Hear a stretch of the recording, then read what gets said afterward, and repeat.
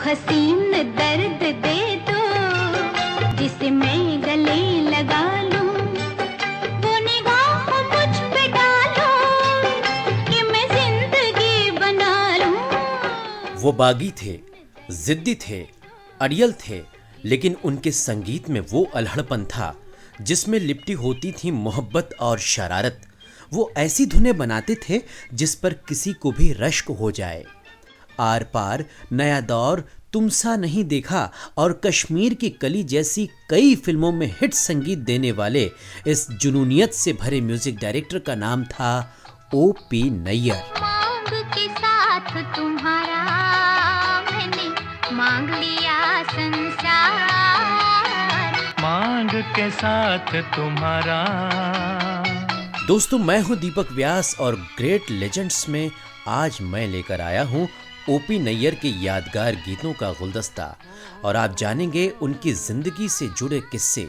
मैं बताऊंगा कि क्यों आशा भोसले के लिए उनके दिल में पैदा हुई नफरत, क्यों महान गायिका लता मंगेशकर को उन्होंने जिंदगी भर नहीं गवाया, क्यों अपने खास दोस्त मोहम्मद रफी से हुआ मनमुटाव और भी बहुत कुछ। जब ऐसे चिकने चेहरे तो कैसे न नजर फिसले, तो कैसे न नजर फिसले जिंद मेरी ये। O.P. नैयर जितने सख्त और गुस्सैल मिजाज के थे, उनकी धुनें उतनी ही रोमांटिक हुआ करती थीं। पंजाब के लोक संगीत की खुशबू और ऊपर से घोड़े की टाप जैसी रिदम लोगों को खूब लुभाती थी और आज भी गुदगुदाती हैं। तभी तो उनके चाहने वालों ने उन्हें रिदम किंग का खिताब दिया। दीवाना हुआ बादल, सावन की घटा छाई, ये देख के दिल झूमा, ले प्यार ने अंगड़ाई, दीवाना हुआ बादल। 16 जनवरी 1926 को लाहौर में जन्मे ओंकार प्रसाद नैयर यानी O.P. नैयर को बचपन से ही संगीत पसंद था, लेकिन परिवार का संगीत से दूर दूर तक कोई लेना देना नहीं था। इसलिए उनके परिवार, खासतौर पर उनके पिता को उनकी ये पसंद नागवार थी। लिहाजा बड़ी तकलीफों और विद्रोही स्वभाव के कारण नैयर ने घर छोड़ दिया। शुरुआती संघर्ष के दौरान वो पहले लाहौर रेडियो में सिंगिंग करते थे, लेकिन उस समय कदकाठी और चेहरा मोहरा अच्छा होने के कारण उनके मन में हीरो बनने की धुन सवार हो गई और सुरों के जादूगर नैयर अपने दोस्त श्याम के साथ सिनेमा की नगरी मुंबई आ गए।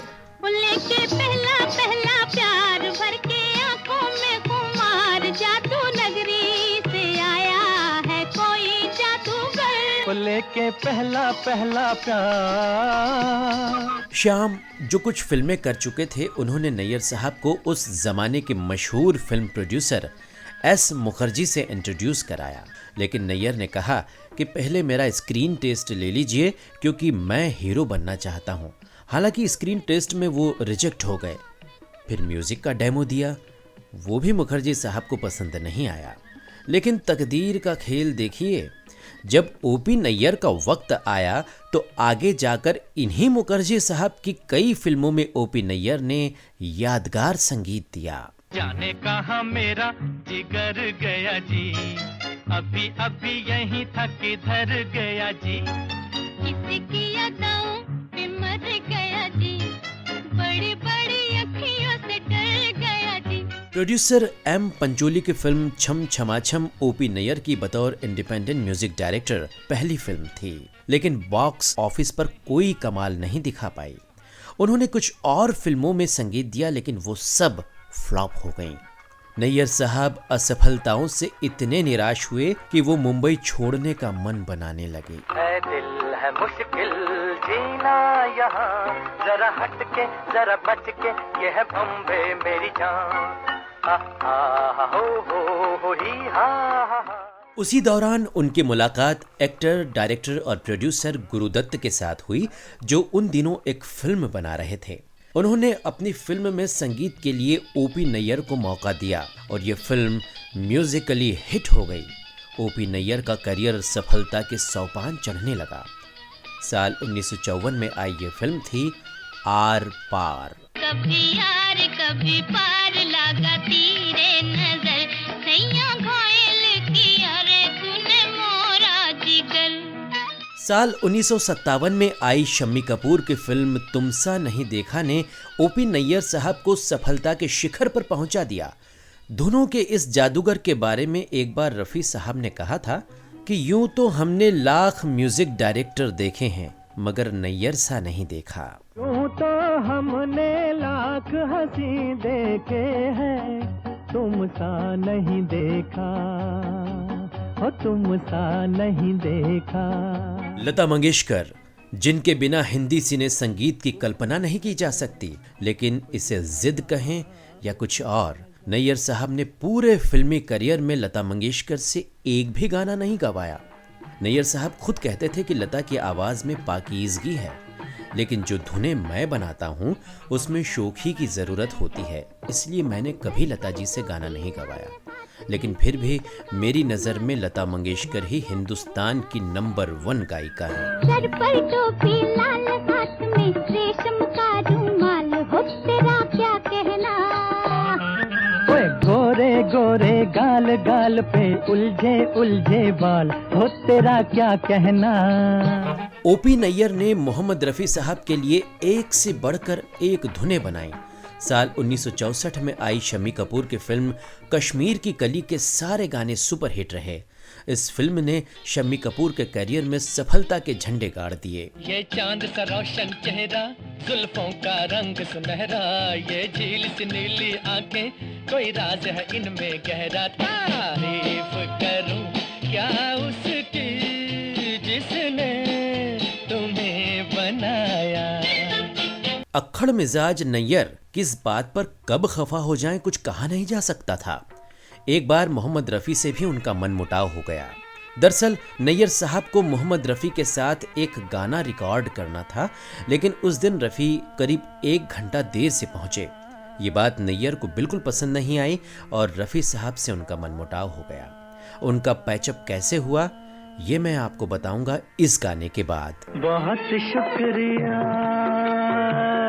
बड़ी मेहरबानी मेरी जिंदगी में हुजूर आप आए, बहुत शुक्रिया।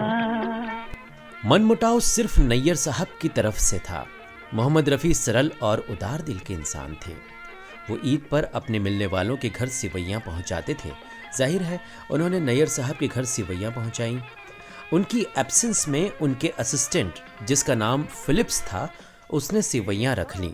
जब नैयर साहब आए और उन्हें पता चला तो उसी वक्त नैयर ने उसे टैक्सी का भाड़ा दिया और कहा कि जाओ और इसे वापस रफ़ी को देकर आओ।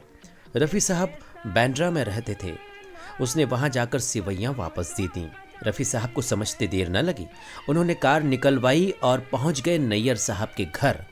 जैसे ही नैयर साहब ने दरवाज़ा खोला तो रफ़ी को सामने देखकर भावुक हो गए और उन्हें गले लगा लिया। दोनों मिलकर खूब रोए। नैयर साहब ने कहा, इट वॉज माई फॉल्ट। दोनों फिर दोस्त बन गए।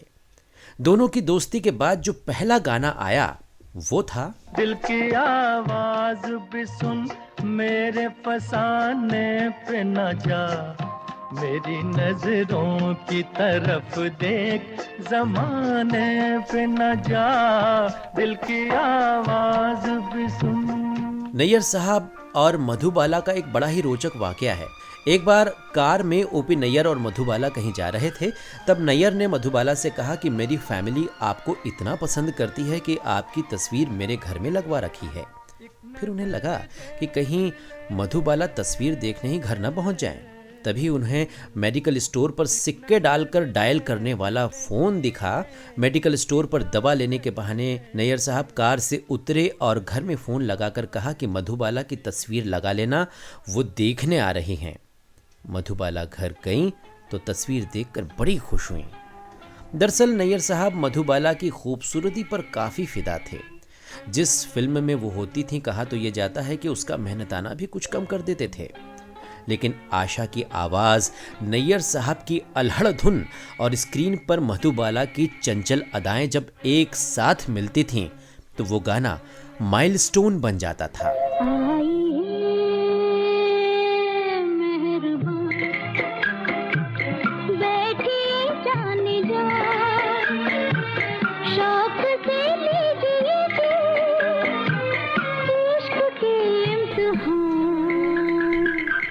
वक्त भी कितना अजीब होता है, कहाँ तो लाइन से फ्लॉप फिल्में देने वाले नैयर साहब मुंबई छोड़ने वाले थे और कहाँ एक के बाद एक हिट फिल्में देकर वो उस जमाने के सबसे महंगे म्यूजिक डायरेक्टर बन गए थे। वो एक फिल्म के 1 लाख रुपए तक लिया करते थे, जो उस जमाने में बहुत बड़ी रकम थी, और वो भी तब जब उस दौर में ऑल इंडिया रेडियो ने उनके गीतों का प्रसारण ये कहकर मना कर दिया था कि उनकी फिल्मों में वेस्टर्न इंस्ट्रूमेंट का काफ़ी यूज़ होता है। लेकिन उनका संगीत इतना मदमस्त होता था कि रेडियो के इस प्रतिबंध के बाद भी उनके दरवाजे पर प्रोड्यूसर्स और डायरेक्टर्स की चहल पहल बनी रहती थी। आंखों ही आंखों में इशारा हो गया, बैठे बैठे जीने का सहारा हो गया, आंखों ही आंखों में। यूं तो ओपी नैयर ने गीता दत्त, शमशाद बेगम से लेकर दिलराज कौर तक बहुत सी गायिकाओं के साथ काम किया, लेकिन सबसे ज्यादा गाने आशा भोसले के हिस्से में आए। एक समय तो ऐसा आया जब आशा भोसले के बिना वो कोई गाने ही रिकॉर्ड नहीं करते थे। यह सिलसिला 1-2 साल नहीं बल्कि पूरे 15 साल चला। आशा भोसले की कामयाबी में एस.डी. बर्मन के बाद यदि सबसे ज्यादा किसी का योगदान था तो वो थे ओपी नैयर। दरअसल नैयर साहब की चुलबुली धुनों पर आशा की मदमाती हुई शरबती आवाज कुछ अलग ही अपील करती थी। आओ हुजूर तुमको सितारों में ले चलूं, दिल झूम जाए ऐसी बहारों में ले चलूं।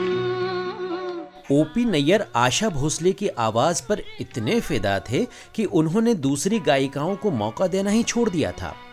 आशा से ये करीबी उन्हें कई अपनों से दूर करती गई।